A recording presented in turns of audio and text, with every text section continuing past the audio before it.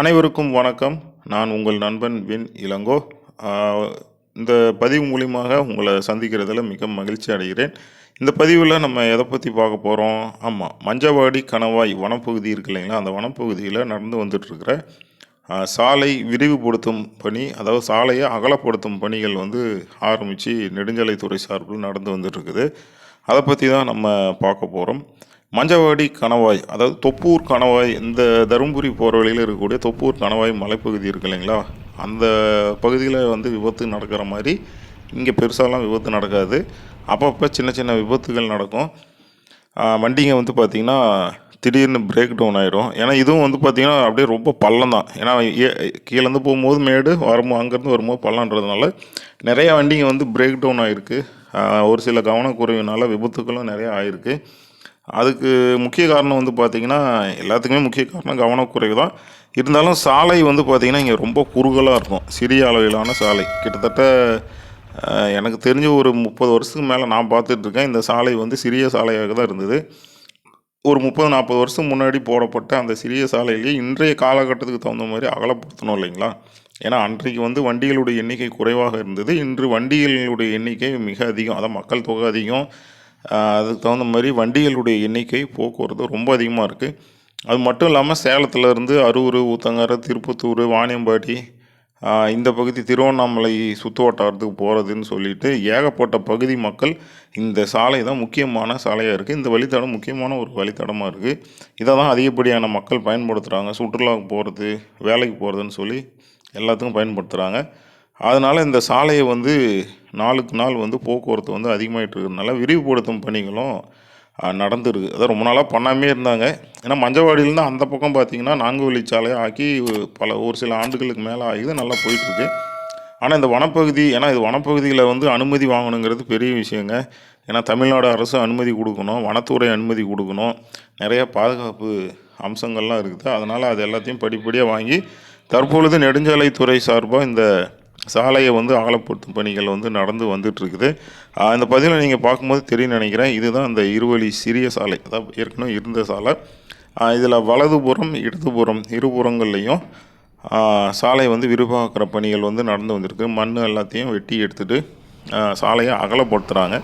இதில் இங்கே பார்த்துட்டு இருக்கும்போது வலதுபுறம் வந்து பார்த்திங்கன்னா கீழே பள்ளமாக இருக்கும், சரிங்களா? அங்கே வந்து சாலை எடுத்தோடனே ஜல்லியெல்லாம் கொட்டி போட முடியாது. அதுக்காக என்ன செய்கிறாங்க அப்படின்னா, காங்கிரீட் தூண்கள், அங்கே பார்த்தீங்களா மண்ணெல்லாம் கொட்டிருக்கிறாங்களா, அந்த மாதிரி காங்கிரீட் தூண்கள் எல்லாத்தையும் காங்கிரீட் சுவர்னு சொல்லலாம், அந்த மாதிரி சுவர் அமைச்சு அதுக்கு மேலே மண்ணெல்லாம் கொட்டி நிறைய அதிலேருந்து மேலே வந்து சாலை போடுவாங்க.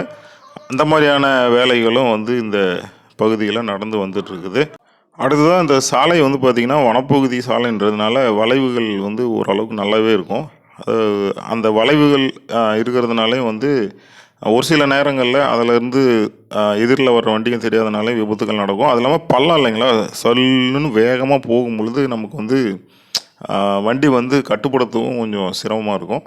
தற்பொழுது இப்போ என்ன செய்கிறாங்க அப்படின்னு பார்த்தீங்கன்னா, அந்த வளைவுகள் இருக்கும் இல்லைங்களா, அந்த வளைவுகளையும் முடிஞ்ச வரைக்கும் வெட்டி எடுத்துகிட்டு சாலை நேராக்குறாங்க ஒன்று. ரெண்டாவது, அந்த பள்ளத்தை வந்து முழுசாக நம்ம மறைக்க முடியாது. அந்த பள்ளத்தை முடிஞ்ச வரைக்கும் சமன் செஞ்சு அதையும் வந்து சரி கட்டுற வேலையில் வந்து நடந்து வந்துட்டுருக்குது. ஆமாம், இது ஒரு சில மாதங்களுக்கு முன்னாடி ஆரம்பித்து நல்லாவே ஓரளவுக்கு நல்லா வேகமாகவே நடந்து வந்துட்டுருக்குது. நானும் சரி அதை பார்க்கலாம் அப்படின்னு சொல்லி போயிருந்தோம். ஒரு நல்ல ஒரு திட்டம் தான். இதோ தெரியுதுங்களா இந்த இடத்துலலாம். இதுக்கு முன்னாடி இந்த இடத்துல ஒரு வாய்க்கால் ஒன்று போகும், இந்த இடது போகிறது இருக்குது இல்லைங்களா, அதுக்கு கீழே வந்து ஒரு சிறிய வாய்க்காலாக ஆறு மாதிரி போய் தான் ஒன்று போயிட்டுருக்கோம். அதை வந்து விட்டுட்டு தான் ரோடு போடுறாங்கன்னு, சாலையை போடுறாங்கன்னு நினைக்கிறேன். பரவாயில்ல, நல்ல விஷயம் தான். ஏன்னா இயற்கையோடு முடிஞ்ச வரைக்கும் நம்ம இணைந்தும் வாழணும்.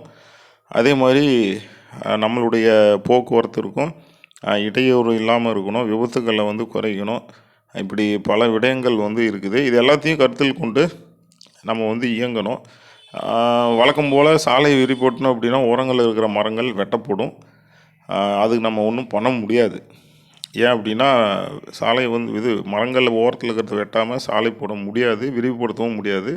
அதனால் இருக்குது. ஒருவேளை இதெல்லாம் கட்டி முடித்ததுக்கப்புறமா செடிகள் எல்லாம் நட்டு வச்சு அதை வந்து, ஏன்னா வனப்பகுதின்றதுனால நிச்சயமாக செடிகள் எல்லாம் நட்டு வச்சு அதை வளர்க்கக்கூடிய வேலைகளை நெடுஞ்சாலைத்துறை அல்லது வனப்பகுதி வனத்துறை சார்பில் செய்வாங்க அப்படின்னு நான் நினைக்கிறேன். அப்படி இல்லை அப்படின்னா நம்ம அந்த வழியில் பயணம் செய்ய மக்கள், ஆர்வம் உள்ள மக்கள், நீங்கள் இந்த வழியில் பயணம் செய்யும் பொழுது மரக்கன்றுகளை வாங்கி சாலையை ரொம்ப ஒட்டி நடாதீங்க, கொஞ்சம் பக்கத்தில் இங்கே ஒரு இடத்துல நட்டு அதை வச்சுட்டு போங்க. ஏன்னா இது வனப்பகுதி அப்படின்றதுனால தண்ணீர் நம்ம கட்டாயம் எல்லா நாளும் ஊற்றணும் அப்படின்னு கட்டாயம் கிடையாது. வனப்பகுதின்றதுனால ஓரளவுக்கு ஈரப்பதம் இருக்கும்.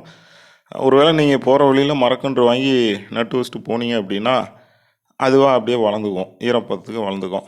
அது ஒரு நல்ல முன்னெடுப்பாக இருக்கும்.